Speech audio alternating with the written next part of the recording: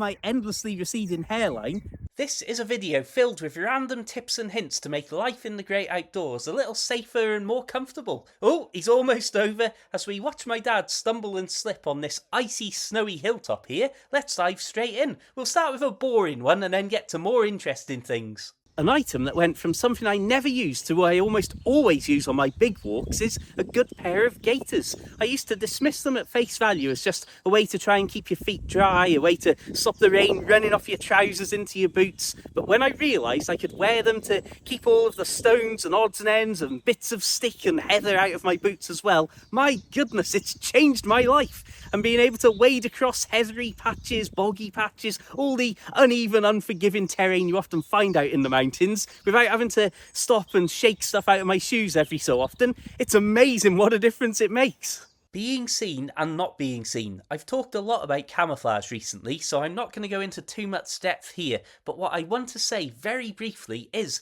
I cannot believe how effective taking a simple, low-cost and lightweight piece of camo netting, draping it over my tent or bivvy, can be at hiding me, or at least disguising me as an obvious man-made object in the wilderness. And here my simple technique for a tent or bivvy is to loosely drape a bit of camouflage netting, use some sticks from the surroundings to stake it down, and then just have it loosely draped across where I intend to sleep. My simple view on this is I want to be seen by as few people as possible when I'm asleep outdoors. So let's talk about being seen. It's unbelievably easy to be seen, and this of course can be a problem if you're trying not to be seen, but it can also be a great help if you are trying to be seen. So I'd always say taking a high-vis jacket out with you is something so lightweight and easy that you might as well just put it in your rucksack and have it there as a safety option. All of this footage you're seeing of me lit up like a beacon in the high-vis jacket is taken with no other light source than the built-in phone light.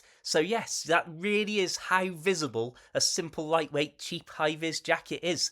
And yet you can see here, without the jacket, just wandering off into that same distance, I completely disappear. Perhaps a more impressive demonstration of just how visible high-vis can be and how invisible normal clothing can be seen when we add a decent light source to the situation. So of course I'm lit up and wearing the high-vis, it's very obvious where I am, but just watch this. Without the high-vis, as I walk into the distance, I start to just blend into the background there, and you can see at the edge of the torch beam, I basically disappear entirely, but if I wasn't in motion, it wouldn't be entirely obvious at face value that I was actually there at all. Right, let's talk weather. Now, there's only so much you can do to protect yourself against what are very often extraordinarily changeable conditions up in the mountains. If I say that both of these clips were filmed on the same day, it gives you an indicator of just what I'm talking about.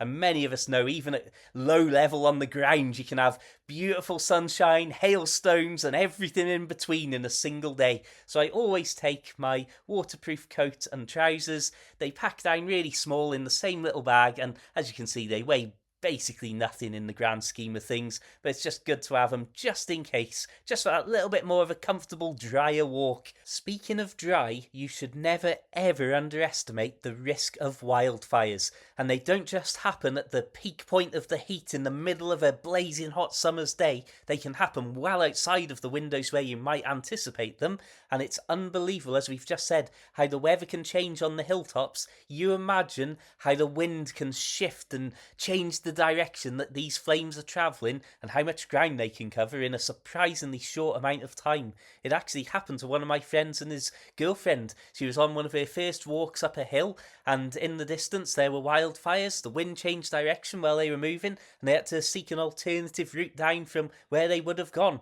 And you imagine if you're camping out overnight and you don't realise something like this has begun on the hillside opposite you, well, it doesn't bear thinking about the amount of smoke, the amount of confusion, and the dire consequences to waking up and finding it might already be too late to easily and safely find the route away from, well, the absolute peril that you might be facing. A final thought on protecting yourself from the elements: I cannot recommend getting a tarp enough. I absolutely love them, to the extent that I managed to get the big tarp you can see on screen free sent to me from DD Hammocks, and then I loved it so much I actually bought the small tarp that you're seeing me build the most basic, simple Holden tent tarp shelter with. But I just wanted to prove a point here, that it doesn't have to be some sort of big, fancy, awkward setup. If you just want to get out of the sun, out of the wind, out of the rain, even just using this as a windbreaker or lean-to setup, or a slightly more encompassed Holden tarp setup like this, you can see it takes no time at all. Just a few pegs and a stick and a tarp. And I always use my super light tarp S that I bought when I go out on my hikes, because again, it's such a small amount of weight to add to my rucksack. I feel like I might as well take it with me just in case. You may have noticed I almost always wear this cap, and it's not to hide my endlessly receding hairline. It's firstly to keep the sun out of my eyes, but more significantly because I've had really bad skin around my eyes. I always used to wear my cap to try and keep the rain and the wind and the weather out. But what I also find, as well as that, a third thing, because I do so much ridiculous adventuring in the dark and through the woodlands, as I'm crawling through the undergrowth, if I tilt my head down, and this might sound ridiculous, but it's 100% effective, all of the sticks that would be going to poke me in the face and the eyes, or at least a lot of them, get brushed away by the peak of my cap first. Totally true, totally genuine bit of advice that. I'm going to really briefly talk about something I absolutely love here, because I don't dare get drawn into a deep dive onto this topic, and that is torches, or flashlights as some of you will call them. Now, as much as I've been very lucky to play around with some truly extraordinary lumen outputs, of course, it's vital to remember that just because something is the biggest and the brightest doesn't mean it's the best for your particular use. And very often, if you're in the great outdoors, it will be better for you to have something that's far smaller and lighter weight to travel with a much lower lumen output than some of the incredible pieces of tech that are available out there, but that it's not going to overheat, it's going to have a nice long battery life, and it's not going to light you up like a beacon that people might literally be able to see from a mile away. And so I personally always say, get a headlamp of some kind, and if you can get one with a red light option to help protect your night vision so that you can stay as low lumen as possible while also having decent night vision, then that might be a very good option. But I'll let you look into torches or watch my other videos, because this is a massive topic that I love to talk about and I don't want to start now. Something that is very obvious, but I want to enhance it with a few extra thoughts here, is to always make sure somebody knows what your planned route is, and if it's an overnight stay, roughly where you might be sleeping, and of course, if there are opportunities to finish a walk early, any potential off-ramps if things are getting out of hand, so that if the worst comes to the worst, there's a broad area that you can be expected to hopefully be in if somebody needs to come and find you. Equally, I absolutely love Ordnance Survey maps. I've been using them for 20 years plus. I love them. I love the app. Can't get enough of it. However, for most people, they're not really familiar with them in day-to-day life, in the era of Google Maps, Apple Maps and so on. So what me and my other half now do is I will create a screenshot with a little route drawn on Google Maps. And if there's anywhere that I think might be a good place that would be an off-ramp to be picked up early, etc., then I will make sure that I've got a screenshot of that area, not only because it means that she can recognise instantly everything about a Google Maps top-down view rather than a proper Ordnance Survey map, but also if you've got someone coming to find you to pick you up who is not familiar with that area, then they'll be able to show a very familiar Google or Apple Maps view of the local area to somebody who lives or works in that area.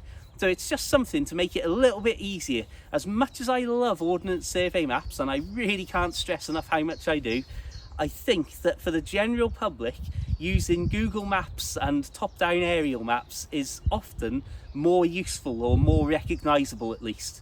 And so concludes a series of rapid fire hints and tips for hiking and camping. Hope there's been some kind of entertainment or insight there. I'd like to say a huge thank you to my channel members, Facebook subscribers, PayPal and Coffee supporters. As always, I cannot thank you enough, and how instrumental you've been in helping me do so much over the last 12 months or so.